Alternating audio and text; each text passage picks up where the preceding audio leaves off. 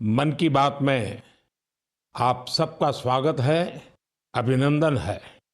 आप सब इस समय योग की ऊर्जा और अंतर्राष्ट्रीय योग दिवस की स्मृतियों से भरे होंगे।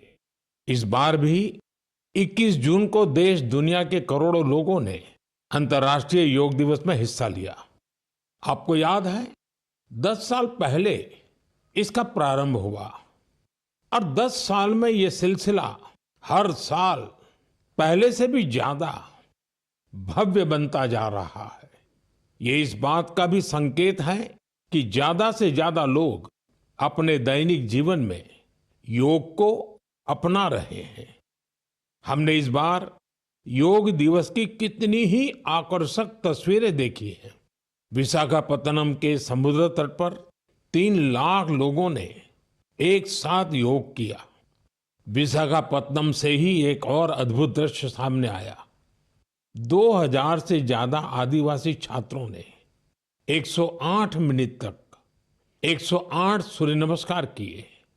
सोचिए, कितना अनुशासन, कितना समर्पण रहा होगा। हमारे नौसेना के जहाजों पर भी योग की भव्य झलक दिखी। तेलंगाना में 3000 दिव्यांग साथियों ने एक साथ योग शिविर में भाग लिया। उन्होंने दिखाया कि योग किस तरह सशक्तिकरण का माध्यम भी है। दिल्ली के लोगों ने योग को स्वच्छ यमुना के संकल्प से जोड़ा और यमुना तट पर जाकर योग किया। जम्मू कश्मीर में चिनाब ब्रिज, जो दुनिया का सबसे ऊंचा रेलवे ब्रिज है, वहां भी लोगों ने योग किया। हिमालय की बर्फीली चोटियां और आईटीबीपी के जवान, वहां भी योग दिखा। साहस और साधना साथ साथ चले। गुजरात के लोगों ने भी एक नया इतिहास रचा। वडनगर में 2121 लोगों ने एक साथ भुजंगासन किया और नया रिकॉर्ड बना दिया। न्यूयॉर्क, लंदन, टोक्यो, पेरिस, दुनिया के हर बड़े शहर से योग की तस्वीरें आई और हर तस्वीर में एक बात खास रही: शांति, स्थिरता और संतुलन। इस बार की थीम भी बहुत विशेष थी। Yoga for one earth one health, यानी एक पृथ्वी एक स्वास्थ्य। ये सिर्फ एक नारा नहीं है, एक दिशा है जो हमें वसुधैव कुटुंबकम का एहसास कराती है। मुझे विश्वास है इस बार के योग दिवस की भव्यता ज्यादा से ज्यादा लोगों को योग को अपनाने के लिए जरूर प्रेरित करेगी। मेरे प्यारे देशवासियों, जब कोई तीर्थ यात्रा पर निकलता है तो एक ही भाव सबसे पहले मन में आता है: चलो, बुलावा आया है। यही भाव हमारे धार्मिक यात्राओं की आत्मा है। ये यात्राएं शरीर के अनुशासन का, मन की शुद्धि का, आपसी प्रेम और भाईचारे का, प्रभु से जुड़ने का माध्यम है। इनके अलावा इन यात्राओं का एक और बड़ा पक्ष होता है। ये धार्मिक यात्राएं सेवा के अवसरों का एक महाअनुष्ठान भी होती हैं। जब कोई भी यात्रा होती है तो जितने लोग यात्रा पर जाते हैं, उससे ज्यादा लोग तीर्थ यात्रियों की सेवा के काम में जुड़ते हैं। जगह जगह भंडारे और लंगर लगते हैं। लोग सड़कों के किनारे प्याऊ लगवाते हैं। सेवा भाव से ही मेडिकल कैंप और सुविधाओं की व्यवस्था की जाती है। कितने ही लोग अपने खर्च से तीर्थ यात्रियों के लिए धर्मशालाओं की और रहने की व्यवस्था करते हैं। साथियों, लंबे समय के बाद कैलाश मानसरोवर यात्रा का फिर से शुभारंभ हुआ है। कैलाश मानसरोवर यानी भगवान शिव का धाम। हिंदू, बौद्ध, जैन हर परंपरा में कैलाश को श्रद्धा और भक्ति का केंद्र माना गया है।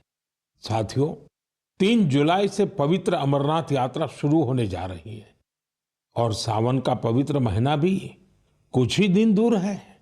अभी कुछ दिन पहले हमने भगवान जगन्नाथ जी की रथ यात्रा भी देखी है। ओडिशा हो, गुजरात हो या देश का कोई और कोना, लाखों श्रद्धालु इस यात्रा में शामिल होते हैं।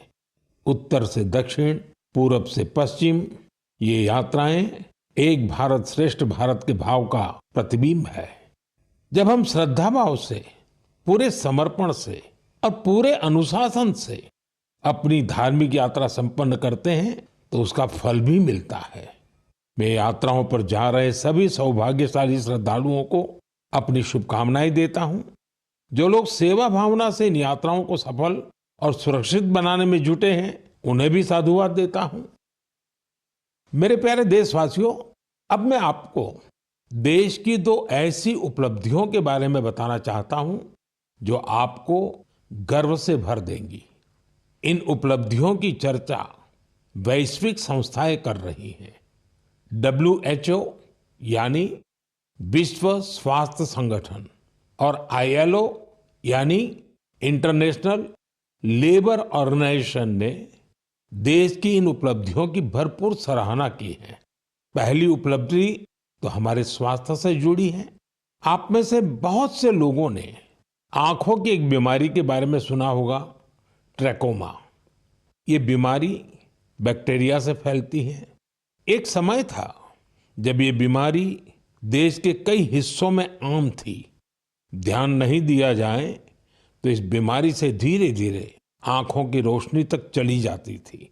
हमने संकल्प लिया कि ट्रैकोमा को जड़ से खत्म करेंगे और मुझे आपको ये बताते हुए बहुत खुशी है कि विश्व स्वास्थ्य संगठन यानी WHO ने भारत को ट्रैकोमा फ्री घोषित कर दिया है।